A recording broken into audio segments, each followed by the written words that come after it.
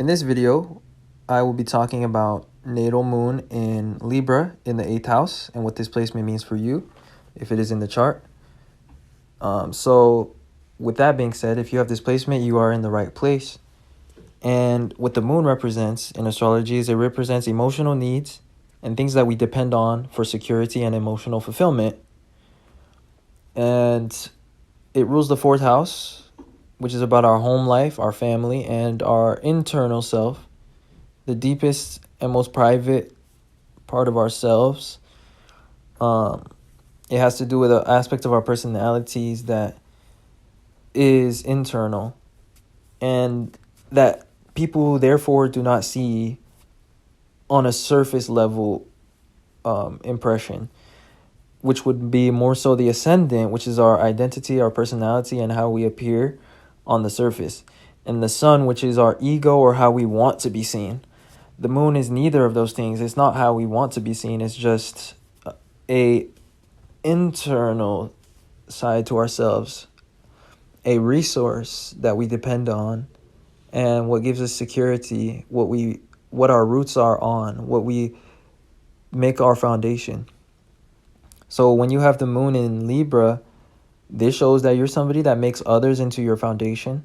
And just generally speaking, on an emotional level, you have this need to share interpersonal responsibility with others in order to feel secure. And also you have this need to share emotional needs with others. And your approach to a problem is to go to other people for support a lot of times. And also there's a need for reciprocity or for balance when it comes to relationships. And for loyalty when it comes to relating to others. Now, with that being said, when the moon is in the 8th house, this is about needs and desires. And it's also about the possessions of others or what other people have to offer. So people that have the moon in Libra in the 8th house, throughout their lives, they will manifest situations of needing what others have to offer. And sometimes it could be the other way around, where others just need that from you.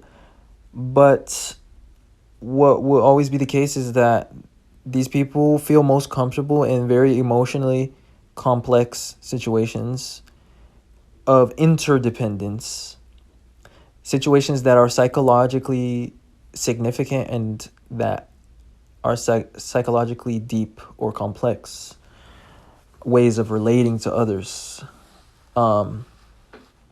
It's also about deep bonds to others, because Libra is about other people and the 8th house is about depth.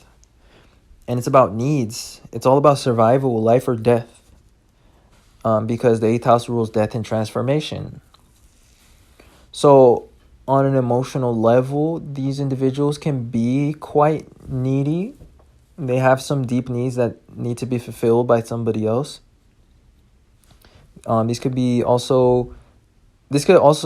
can also indicate somebody that has a strong sexuality and like a strong sex drive too. But in a general sense, these people will manifest situations with others where they are interdependent and merged, financially or logistically with somebody else or psychologically.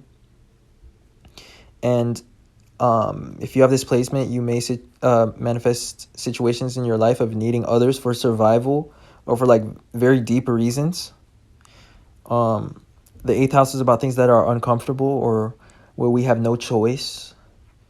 It's all about control and power dynamics.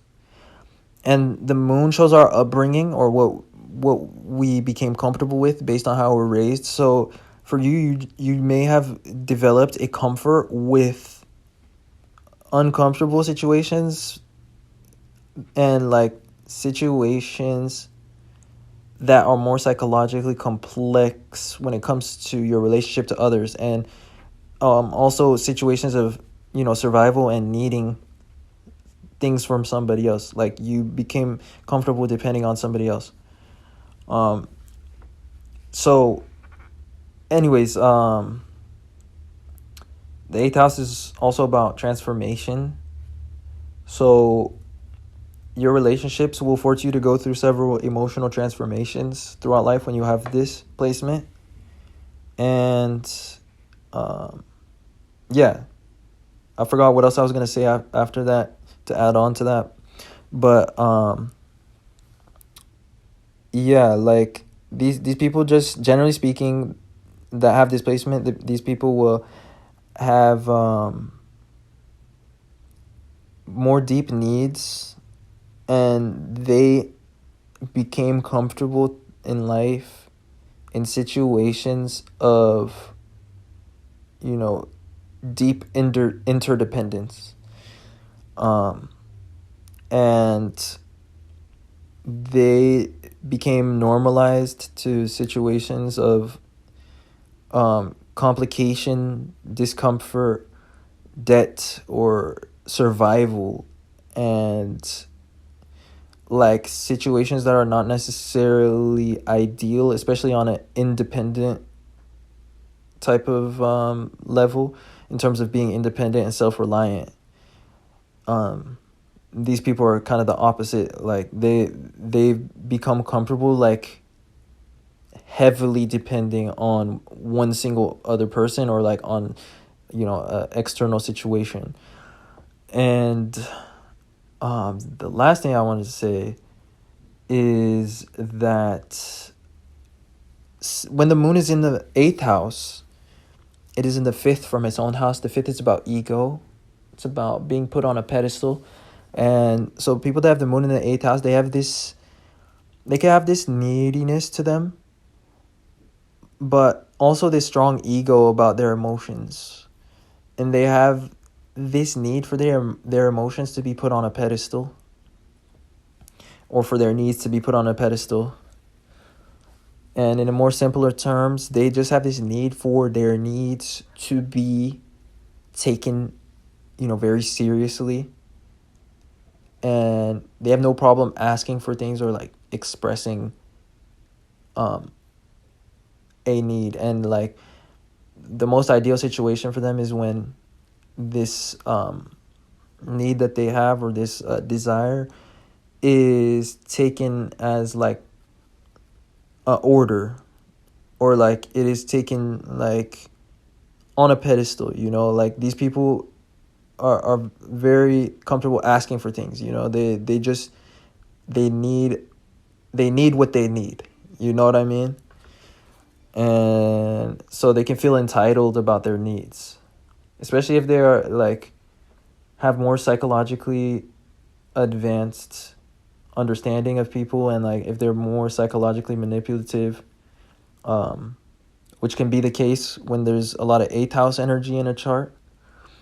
They have this understanding of, you know, being able to make themselves be put on a emotional pedestal. You know, that's the best way I can really explain it. So I hope that made sense. I hope that last part made sense. But with that being said, I hope you guys enjoyed. That basically summarized what I wanted to talk about for this placement. So if you did enjoy, or you saw yourself in any way in this video, then don't forget to leave a like and subscribe to this channel if you'd like to see more content. Other than that, I appreciate you guys watching and supporting in any way that you do. If you'd like a natal chart reading, the link is in the description to my Patreon, where I do natal chart readings. And as well, there is a link to my email if you'd like to contact me that way. So definitely check those out if that interests you. And other than that, I'll talk to you guys sometime soon in another video. Thanks for watching.